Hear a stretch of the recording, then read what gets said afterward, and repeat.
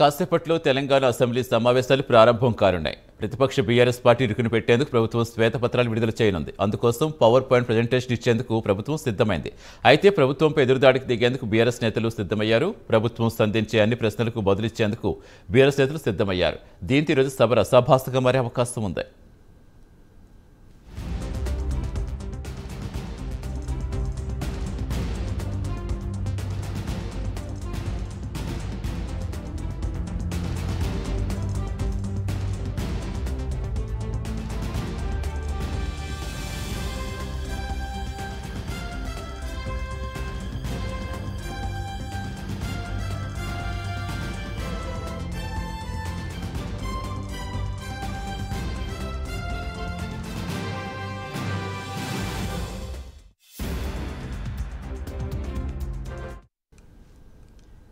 కాసేపట్లో తెలంగాణ అసెంబ్లీ సమావేశాలు ప్రారంభం కానున్నాయి. ప్రతిపక్ష బీఆర్ఎస్ పార్టీ ఇరుకును పెట్టేందుకు ప్రభుత్వం శ్వేతపత్రం విడుదల చేయనుంది. అందుకోసం పవర్ పాయింట్ ప్రజెంటేషన్ ఇచ్చేందుకు ప్రభుత్వం సిద్ధమైంది. అయితే ప్రభుత్వంపై ఎదురుదాడికి దిగేందుకు బీఆర్ఎస్ నేతలు సిద్ధమయ్యారు.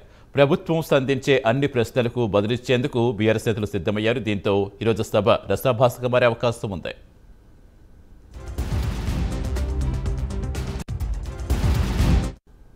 పూర్తి సమాచారం ఇచ్చేందుకు మా కరెస్పాండెంట్ నాగేంద్ర జరుగుతున్నారు. Good morning Nagendra. సో 3 రోజుల విరామం తర్వాత ఈరోజు సభ అయితే హాట్గా సాగే అవకాశమే కనిపిస్తోంది.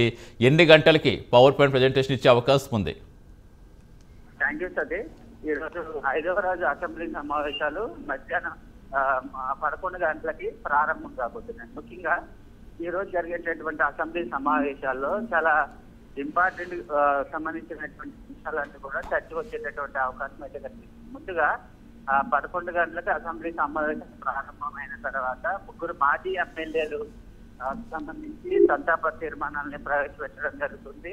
ప్రవేశపెట్టిన అనంతరం ఆర్థిక వ్యవస్థకు సంబంధించినటువంటి అంశం పైన అధికార పార్టీ పవర్ పాయింట్ ప్రజెంటేషన్ ఇవ్వబోతుంది. ముఖ్యంగా ఆ పవర్ పాయింట్ ప్రజెంటేషన్ లో కీలకంగా గత రాష్ట్ర ప్రభుత్వం ఆర్థికంగా ఎన్ని అప్పులు చేసింది, అదేవిధంగా ముఖ్యంగా ఇప్పుడు ఉన్నటువంటి అప్పులు, వస్తున్నటువంటి రాబడితో పాటు గత ప్రభుత్వాలు చేసినటువంటి అన్ని అంశాలను కూడా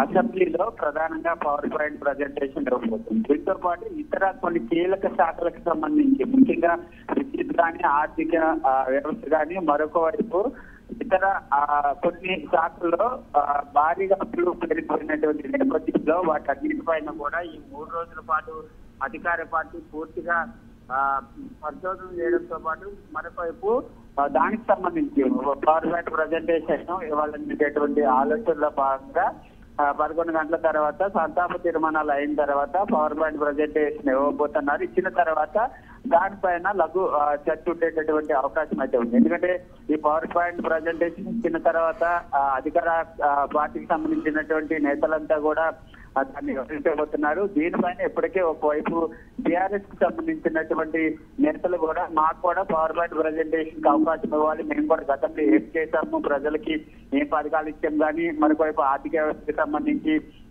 ఏ విధంగా గాడిలో పెట్టామన్నది కూడా మేము కూడా పవర్ పాయింట్ ప్రజెంటేషన్ ఇస్తామంటే కూడా నిన్న కలిసినటువంటి స్పీకర్ కలిసినటువంటి ఉంటుంది. కానీ స్పీకర్ మాత్రం దానికి అవకాశం ఇవ్వలేదు. ఈ రోజు జరిగేటటువంటి అధికార పార్టీ మాత్రమే పవర్ పాయింట్ ప్రజెంటేషన్ ఇస్తుంది. ఇచ్చిన తర్వాత ఆ అంశం పైన ప్రధానంగా చర్చ జరిగేటటువంటి అవకాశం అయితే కనిపిస్తుంది. మరి దీన్నే ప్రతిపక్ష నేతలు ఏ విధంగా తిప్పుకొడతారో, అధికార పక్ష నేతలు ఏ విధంగా ప్రతిపక్ష పార్టీ నేతలను ఇబ్బంది పెడతారన్నది మాత్రం చూడాల్సినటువంటి అంశంగా కనబడుతుంది.